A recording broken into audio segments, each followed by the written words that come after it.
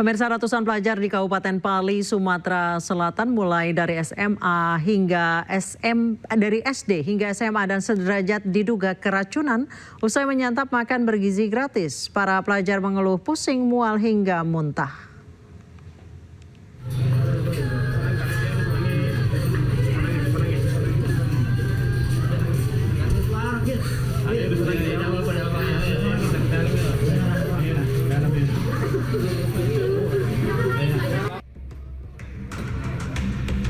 Ratusan pelajar di Kabupaten Pali ini terus berdatangan ke Rumah Sakit Umum Daerah Anwar Mahakil di Kelurahan Handayani Mulia, Kecamatan Talang Ubi, Kabupaten Pali, Sumatera Selatan untuk mendapatkan perawatan medis. Sambil meringis dan menangis dengan kondisi tubuh lemas, para pelajar dituntun memasuki ruang perawatan.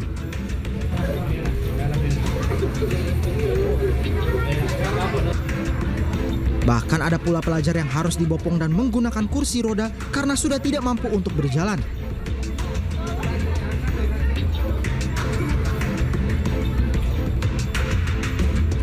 Sementara Presiden Republik Indonesia Prabowo Subianto mengklaim meski terdapat kasus keracunan, namun keberhasilan program makan bergizi gratis mencapai 99,99%. Menurutnya, korban keracunan MBG sekitar 200 orang dari total jumlah penerima yang mencapai 3 juta orang. Di awal Mei hari ini memang ada yang keracunan. Yang keracunan sampai hari ini dari 3, sekian juta, kalau tidak salah di bawah 200 orang. Yang nginep, yang rawat nginep hanya 5 orang. Jadi bisa dikatakan yang keracunan atau yang perutnya nggak enak sejumlah 200 orang itu 200 dari 3,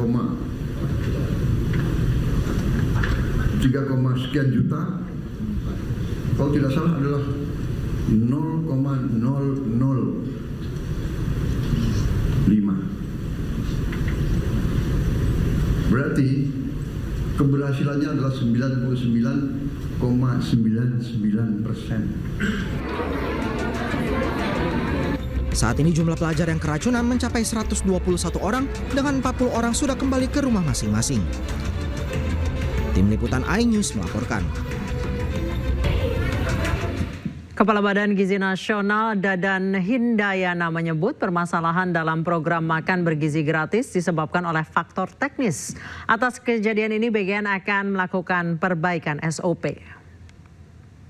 Berita ada juga konfirmasi. Jadi yang kami sampaikan adalah yang terkonfirmasi. Karena ada beberapa kejadian di media dilaporkan keracunan atau makanan busuk, karena setelah dikonfirmasi tidak demikian adanya. Dan terutama biasanya yang terkonfirmasi yang ada laporan di polisi. Contoh misalnya di Sukoharjo ya, kemudian Cianjur itu kan ditangani polisi. Kemudian di Bandung, di Tasikmalaya itu kan ditangani. Yang sudah lengkap laporan lab itu Cianjur.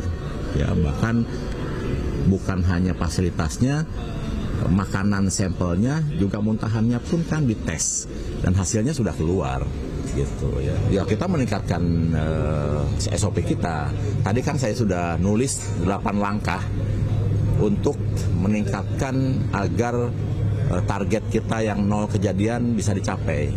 Satu misalnya masa masaknya tidak boleh terlalu lama karena kejadian ini seringkali menyiapkannya terlalu awal. Kapolda Sumatera Barat memastikan 12 korban tewas akibat kecelakaan bus ALS di Padang Panjang. Polisi juga telah menahan pengemudi serta kernet bus yang selamat dan dirawat di rumah sakit. Kapolda Sumatera Barat Irjen Pol Gatot Tri Suryanta meninjau korban kecelakaan bus ALS di Rumah Sakit Umum Daerah Padang Panjang Selasa sore. Menurut Kapolda, dari jumlah total korban 35 orang, 23 diantaranya terluka. Sementara itu 12 korban meninggal dunia, 7 diantaranya laki-laki dan 5 perempuan. Selain penumpang, 3 sopir bus ALS dan 2 kernet bus kini dirawat di RSUD Kota Padang Panjang. Kita sedang mendatakan dan mengidentifikasi korban yang saat ada di sini di Rumah Sakit Padang Panjang. Kemudian kita juga sudah melakukan mengamankan sopir dan keretnya, mana keduanya masih hidup. Kemudian kita juga membuat pos DVI di rumah sakit ini. Kemudian juga menyiapkan tim trauma healing karena ada anak-anak sekarang yang masih trauma, ini menjadi kewajiban kami. Kemudian yang terakhir adalah kita membuat posko penanganan laka lantas Padang Panjang di rumah sakit ini untuk nanti komunikasi dengan pihak-pihak keluarga maupun pihak lainnya untuk membantu pelayanan terkait dengan laka lantas di Padang Panjang. Seperti apa informasi terkini kecelakaan maut dan nasib para korban? Kita sudah terhubung dengan rekan kami Wahyu Sikumbang di Rumah Sakit Universitas Andalas Padang Panjang. Selamat malam Wahyu. Selamat malam Ani dan Suti. Bagaimana kondisi terkini korban yang dirawat? Ya, untuk dikonfirmasi ya, di sini di RSUD Padang Panjang, bukan di Universitas Andalas atau UNAN. Baik. Di belakang saya sedang terlihat iring-iringan ada sekitar 4 ambulan yang membawa jenazah yang akan menuju ke Kota Padang. Para korban ALS ini dibawa ke Padang karena di Rumah Sakit Umum Daerah Padang Panjang ini tidak ada lemari pendingin, sehingga jenazah dibawa ke Rumah Sakit Bayangkara di Padang. Wahyu, mohon maaf, tadi ada berapa ambulans yang dibawa ke Kota Padang? Ada 4 ambulan, Ani dan Suki.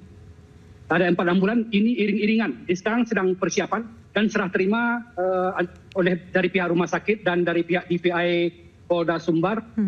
Tadi dengan Kapolres Padang Panjang juga sudah melakukan serah terima dengan keluarga korban.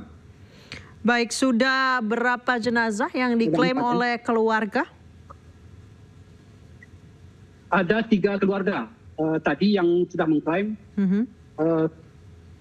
jenazahnya dan sudah dilakukan serah terima. Sementara yang 4 ambulan ini berada di dalamnya ada 4 jenazah yang belum diklaim oleh keluarga sehingga harus dibawa ke Padang karena dikhawatirkan jika masih tetap berada di rumah sakit ini akan membusuk karena tidak ada lemari pendingin.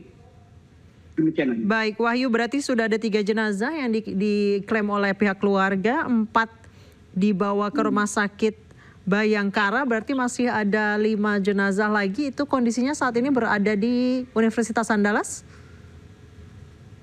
Bukan, semua jenazah ke-12 jenazahnya masih berada di ruang pemusaran Rumah Sakit Umum Daerah Padang Panjang. Baik. Kelimanya yang lain itu akan menyusul dibawa ke Padang. Demikian. Baik, terima kasih Wahyu Sikumbang yang berada di RSUD Padang Panjang. Terima kasih atas laporannya. Selamat bertugas kembali Wahyu.